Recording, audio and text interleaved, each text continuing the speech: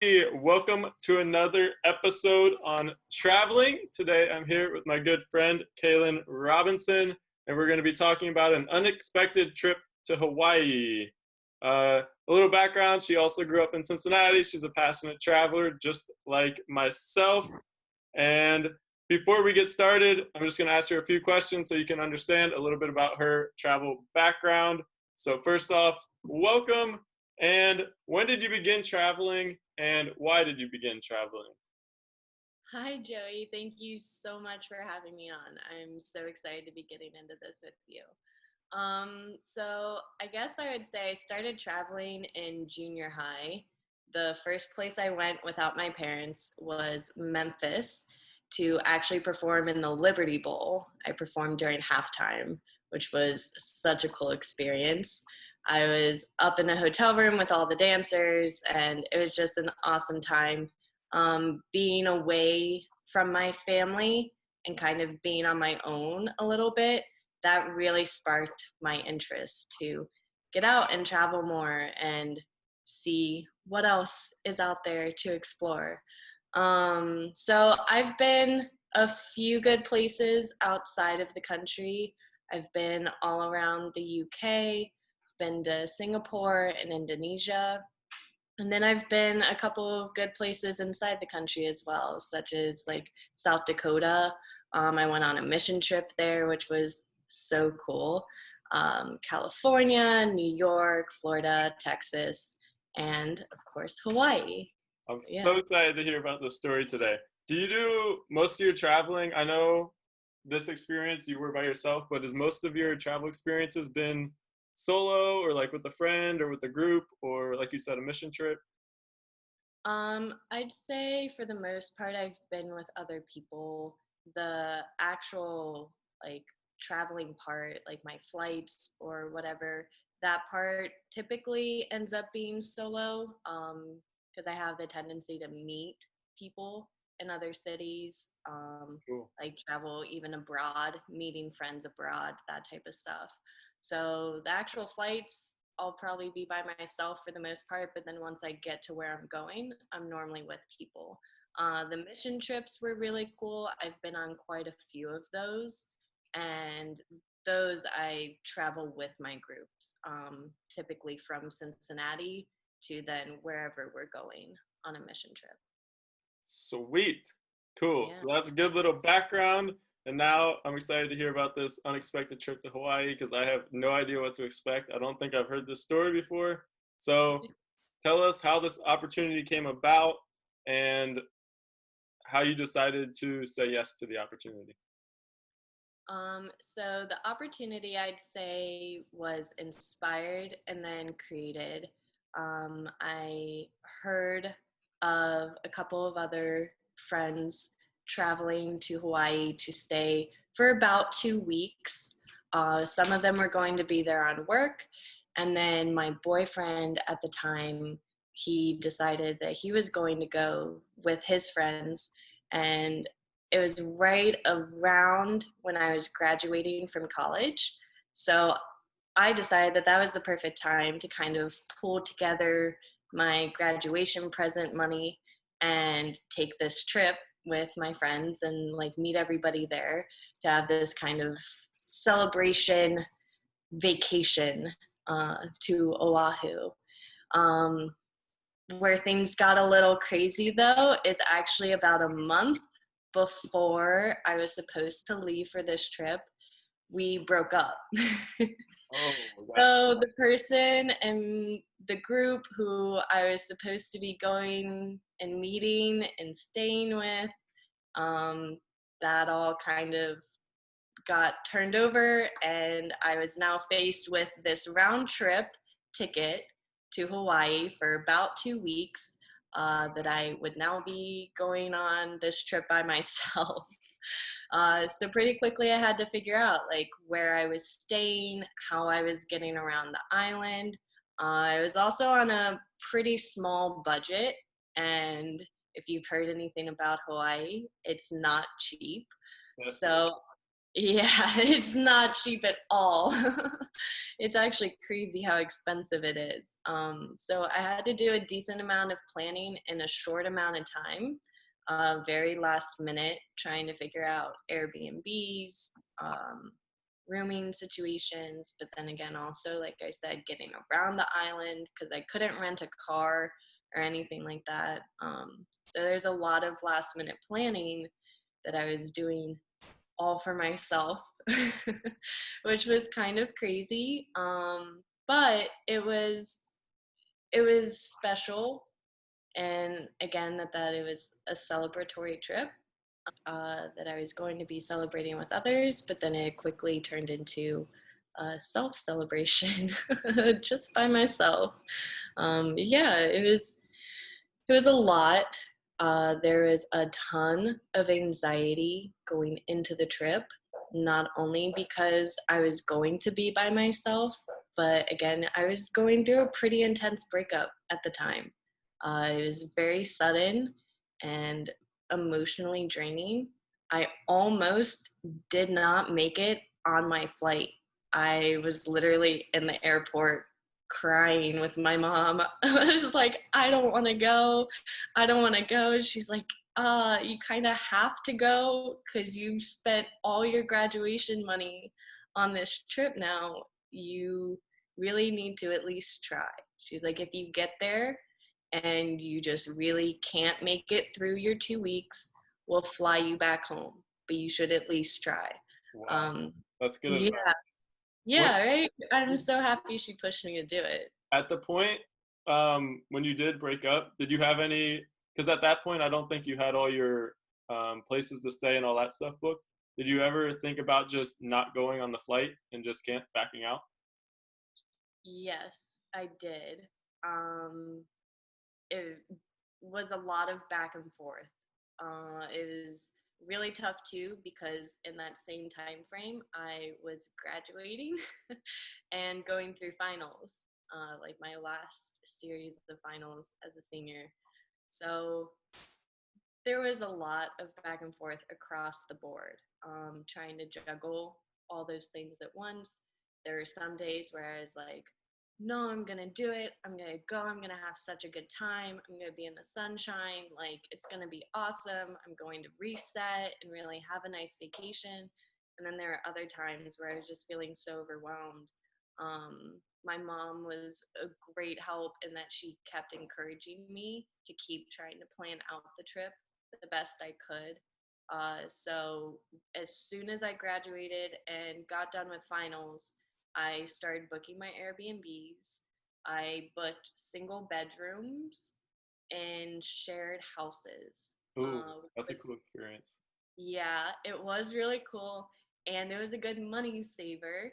I was paying around $30 to $40 a night for Yeah, these bedrooms. And I was staying pretty close to Waikiki and Honolulu, like right on the beach in these nice houses and apartments and stuff. And I got to meet new people through right. that setting where they're traveling too. And yeah, that was one way that I was able to save money and get my rooms booked, which was a total flip from what the original plan was. I was supposed to be staying in a house with everybody that I was supposed to be traveling with, Right. like collectively in a nice house on the north side. Like, it was supposed to be a really different experience, but I'm not mad because, like I said, once I got into those rooms, I was meeting people immediately. The minute I got to my first Airbnb, there were these two other guys. I think they were from England, um, and they were there for a few nights too. It was really cool. We like went out and got drinks and hung out. Isn't that the best part about being by yourself? It just like Yeah, forces you to meet so many people. yeah. Yes. Being by myself pushed me out of my comfort zone in a new way that was kind of a shock to my system almost. Because when you're by yourself, there's no one there to actually bring you out of your room. So there were several times where I was getting overwhelmed with my anxiety and like sitting in my room trying to talk myself up to literally just leaving my bedroom. Right. But then once I got out of my room, it was so much fun. It was meeting new people, going on hikes, going to the beaches, like all sorts of stuff that I just needed to keep pushing myself. Right. That's What were some of like the lessons or things that you learned from being forced into that situation that you're on your own and you have to make decisions for yourself?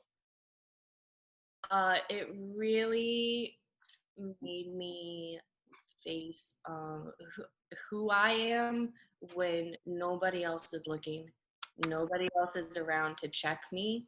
Like I said, there's nobody there to even tell me to get out of bed, which that alone was a bit of a struggle for while I was there. Like I mentioned, I was going through a heartbreak. I was tired from being done with school and emotionally drained. And there were quite a few times where I almost didn't get out of bed, but then I would have to check myself and say, hey, you're in one of the most beautiful places in the world. You can't just sit inside and let your emotions or fears or whatever current anxieties I was having, I can't let those hold me back from going out and experiencing all the amazing things I was surrounded by, all the beautiful scenery, the experiences in general that were available to me.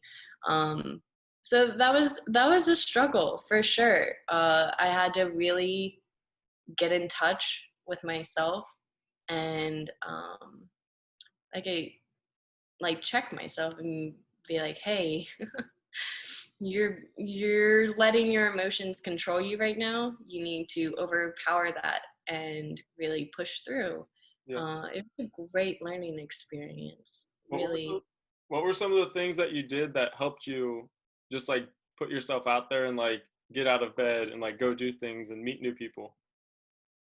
I would say learning the bus system really helped me because I couldn't rent a car or anything like that, and Ubers were kind of expensive.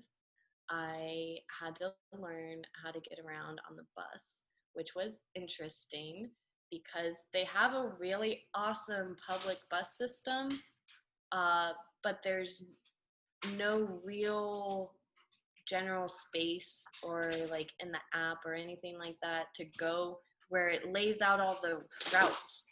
There's not any sort of space to be like, oh, I need to follow this bus to here, to here, to here. It's not laid out like that because a lot more, sorry. Hi, Roxy. Come here, baby. Um, yeah, the bus system was really interesting to try and figure out. Hi, I know you want attention. It is used mostly by people who are locals. So once I figured that out, I actually developed a system where I would get myself out of bed, I'd find coffee or breakfast or whatever nearby, and then hop on the bus and ride it until I heard of or found a stop that either sounded interesting or I saw a lot of people getting off at. Mm, And that actually led to quite a few kind of last minute, but also really exciting adventures. There's one, I was riding on the bus and we got to a stop called Cocoa Head. It seemed like everybody around me was getting off, and there are actually quite a few people waiting to get on. And everybody looked, they're all dressed in like athletic gear, and it looked like I was about to get into something fun. So I got off. I was not the smartest. I definitely should have planned a little bit better in hindsight. I only had like my little fanny pack, which had like my room key and my phone and my headphones. And then I had a water bottle like this, but it was only full to like about here. Um, and I get off, I follow everybody who starts walking across the highway and on this like dirt path. I was just following where everybody seemed to be going for their adventures, and pretty soon I end up at the base of this mountain where I can see there's this railroad track laid straight up the mountain. It was a pretty steep hike. At the bottom, of course, it's a little bit easier, but I could see that it gets to a point where you actually kind of have to climb up the railroad track, which is crazy. I was like, you know what? I'm going to do it. I'm going to go, and this is what we're doing today. It ended up being something like 1,200 or something like that steps straight up. And there were times where I had to stop and sit down and catch my breath and really question. I was like, can I make it to the top? I don't have a ton of water. Like I wasn't actually prepared for this big hike. But once I made it to the top, it was beautiful. It was so cool. I could see out over the mountain range behind us. It was like this 360 view. You could see everything. You could see the beaches. You could see Hanama Bay, which I actually ended up at a couple days later, again, taking a bus stop that just sounded fun. That's such a cool idea. I love Yeah. just hopping on a bus and just going, figuring stuff out. Yeah, exactly. Just kind of taking whatever route sounded fun and or what looked to be a popular opinion, like everybody's agreeing that this is a good place to go. Yeah. Yeah, that hike was amazing. It was almost meditative and just gain in touch with my body and that physical exercise. It was hot, it was humid, You got the sweat. it was not easy, and I wasn't prepared. I definitely, again, like in hindsight, I should have had more water. I should have eaten better before I took this hike. So I was kind of pushing myself, but I did it. And once I got to the top, it was this huge breath of like, I did that. It was an accomplishment, and I was really proud and rewarded with such a beautiful view, and I felt good. It was really cool. That was one of the better hikes I went on. I went on several hikes while I was there. I made a point of like getting out and getting connected with nature. Mm-hmm. um, and that was definitely one of the more difficult, but Now, on most of these like bus rides slash hikes slash random adventures you did, were you doing it by yourself? Were you meeting up with people and kind of tagging along with them? Or I was doing the majority of it by myself. yeah. um, So you're really just diving straight into yourself there. Yeah, I was. I actually really took the time and space to center myself, and kind of give myself the space to process through everything that had been going on the month before. And even graduating college, like that alone was such a big thing in my life that I was giving myself the time and space to just kind of be alone with my thoughts. And I find a real positive reset with myself emotionally when I spend time in nature, Mm-hmm. such as hiking or swimming or whatever. So I definitely made that a priority to, even though some days I didn't want to get out of bed, I didn't want to leave my room. The thought of like trying to make it through the day alone sometimes was so overwhelming, but I pushed myself to get out and go on these hikes or go swimming. There were a couple times where I ended up meeting up with some people who I got connected with through my work in Orlando, which is like a weird connection. Yeah. But I actually, out of desire to make some local friends and get to know more of the like local scenery and spots, I reached out to my people from Top Golf in Orlando and got connected with some friends of friends in the area who then took me out on a couple of hikes and like swimming adventures. There's this one where we scaled down a cliff that we definitely should not have been on. It definitely was not. It's something I wouldn't have done if I hadn't been with them. We like scaled down this cliff to get down to these tide pools that were so cool, and you wouldn't have even known they were there if they hadn't told me. So I got connected with them through like friends of friends, met up with them a couple of times, but I'd say for 90% of my 2 weeks there, I was by myself a Wow. lot of the time. What were Yeah. some of the because I spent a lot of time by myself as well, traveling and just different places. And what were some of the struggles that you faced, like with the anxiety and going through a breakup and being by yourself very unexpectedly? What were like some of the struggles that you had to face? I would say not trying to figure out how to not let my thoughts control me, like not let my thoughts and emotions control me, while also being forgiving with myself and giving myself the space to feel whatever I needed to feel. I didn't want to just sit there and be like ignoring what was going on because I Right. was clearly feeling everything for a reason. Uh, but I also knew that I had a certain allotted amount of time in Oahu, and I didn't want to look back on that trip and see it as a waste of time or Right. that didn't um, do more with Hmm.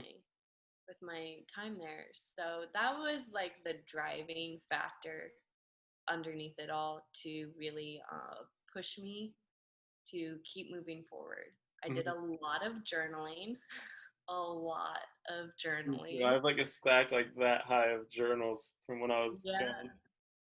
it really helps you process through everything that you're thinking or feeling or whatever.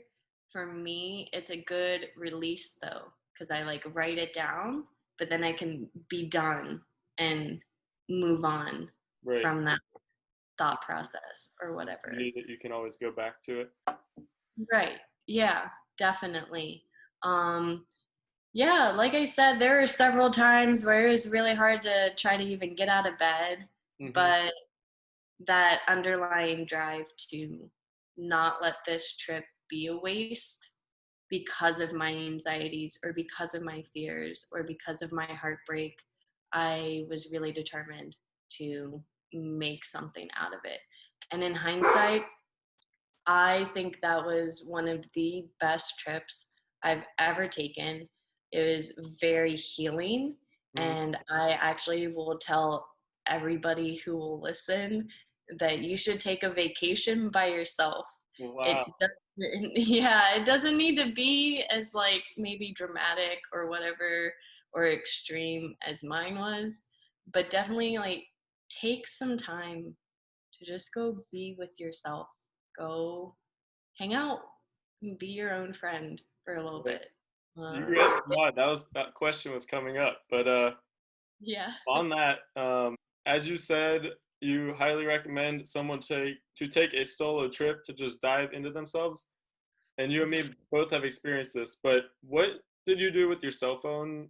Were you actively on your cell phone a lot, or were you trying to stay away from that? Because I know it's very easy to go to a place, and when you feel lonely, you can just hop on your phone and dive in and feel like you're connected to everything again. So, what was your relationship with your phone and technology like while you were away?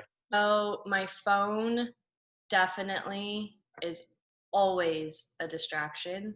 Uh, but I've recognized in the past that I lose myself to my emotions or my anxiety more the more I'm on my phone. So I'm actually pretty good in general about trying to stay off of it unless I absolutely need to be on it. That being said, when I was by myself, especially with my heightened anxiety, I kept finding myself trying to pick up my phone as a distraction. So there were several times where I would start to get sucked into social media or whatever while I'm on the beach. Right. And I would have to stop myself and be like, yo, put your phone down. There's nothing in your phone right now that's more important than what's going on around you. So there were a couple of times where I would actually put it in a locker, which probably is not the safest thing to do when I'm by myself. Right. um, but there were a couple times when I was on the beach or when I was in Hanama Bay, which Hanama Bay, if anybody ever goes to Oahu, you need to go to Hanama Bay. It's a bunch of snorkeling, basically. Um, I would lock my phone away in a locker with like my wallet and my keys and stuff. So then I was really forced to not be on my phone at all. One thing that did help me is I would often take my journal and the book I was reading at the time, which lined up perfectly with my trip. I was reading The Alchemist. Oh, that's one of my favorite books ever. It's one of my favorites too. Actually, my best friend, who is big into traveling herself, she's all about traveling and finding yourself through traveling. She gave me The Alchemist right before I went on this trip. Wow, She's that's like, a good friend. right? I know, such a good friend. She told me, she's like, you need to read this for where you are in your life right now. And I think Hawaii will be the perfect space and setting for you to read it in. So I would keep my journal and The Alchemist on me. And I powered through The Alchemist during my time there, got it done, and I wrote a lot in my journal. I almost Wow. filled up my journal entirely.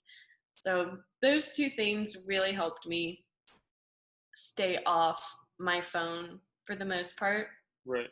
But definitely is a struggle to try and not be on your phone. Right. Um, I that, I found yeah. like basically night well the whole time I was traveling I didn't get data or like a working phone basically, so it forced me I could only be on my phone when I had Wi-Fi. That's So it was still a struggle though, because sometimes I'd have the option of Wi-Fi or like mingling and meeting new people, and it was yeah, like, oh, I'm gonna use my time with Wi-Fi to check up my phone and like friends and stuff back home.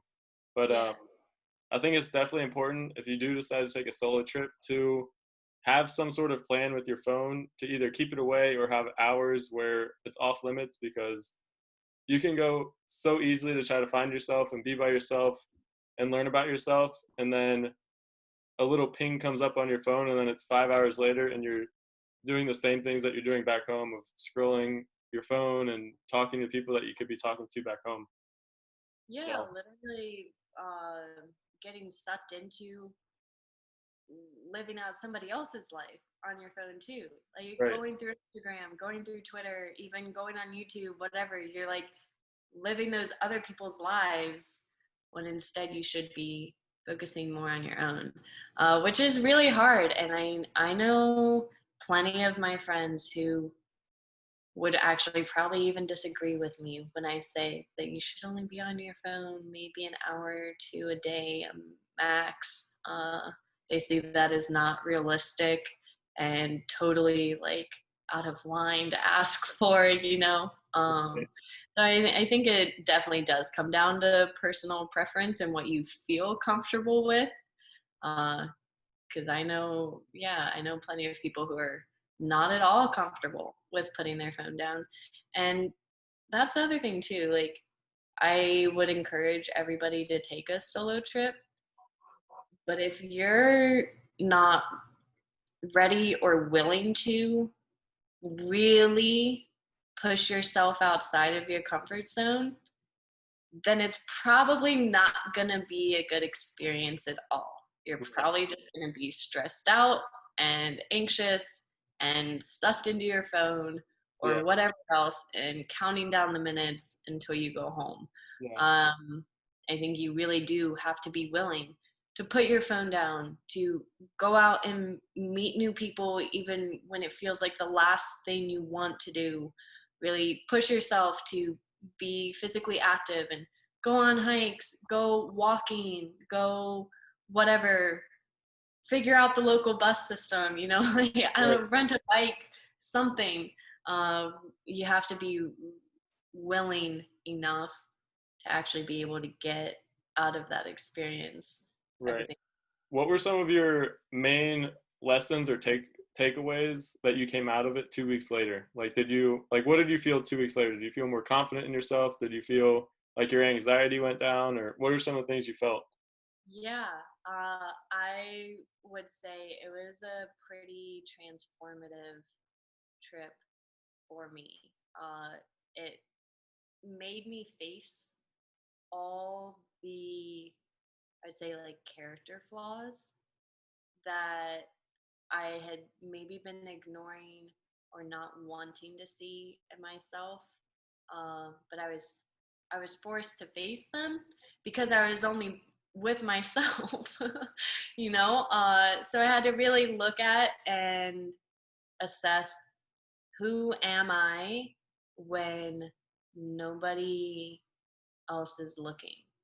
Right. Who am I when it's just me? Uh, and do I like that person? What can I improve on? Those were all reflection questions I kept asking myself and trying to work through.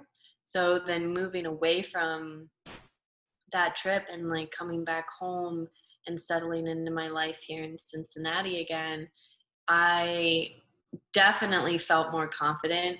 I felt more at peace with myself, even though I still had things, and to this day, of course, have things that I want to work on and improve on and get better at within myself, and like my habits and like controlling my anxiety. I felt better equipped going about making those changes, because I knew that if it was kind of like, I made it through that trip in Hawaii, I did that. So who's to say I can't keep that energy moving forward? I can keep working on myself. Was is like all the bad things, not bad, but just like maybe more the negatives I realized about myself. Hmm. I, instead of being hard on myself and like getting down like I used to, I was more accepting of those flaws, and learning to like love myself along my process. Yeah. you know um Really just, yeah, trying to find that self-love, which I would say started in Hawaii. It totally started this journey of like really trying to love myself, the good and the bad, and be patient with Yeah. myself. I think that's so important. I Definitely think, doesn't happen overnight.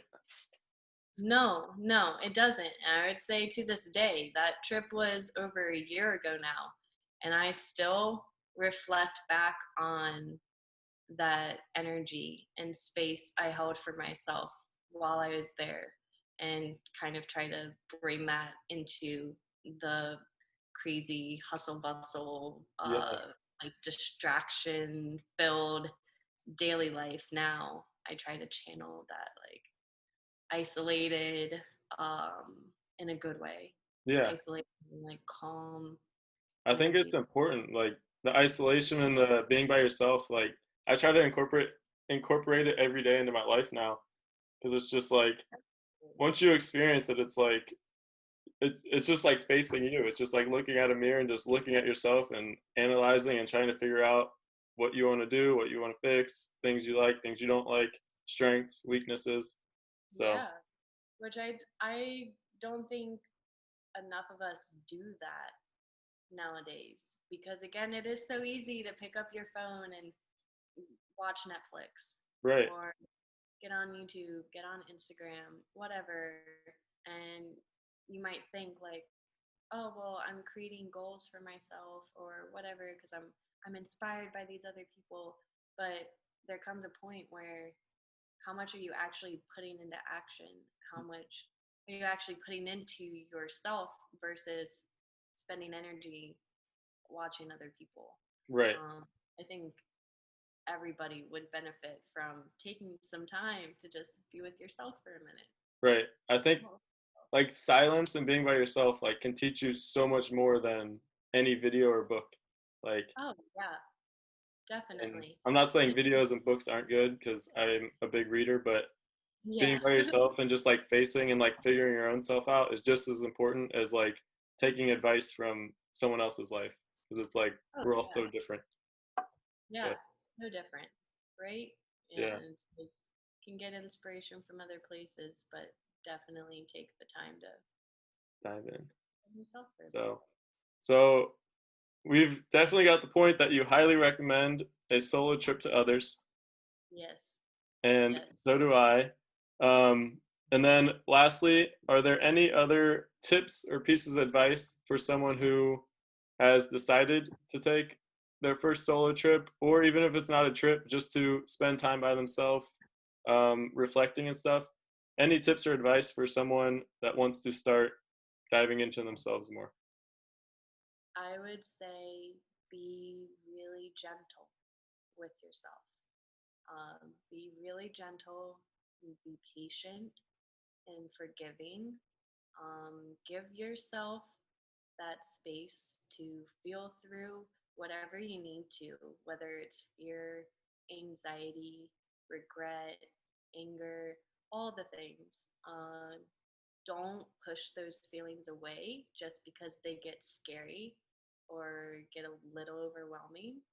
Remind yourself that it really is mind over matter and that all those feelings do matter, but ultimately, if you keep focused on where you are wanting to go, where you're wanting to be, mentally, emotionally, whatever else, um, keep that at the forefront of your mind, and you'll be able to work through all those other negatives and come out with a positive.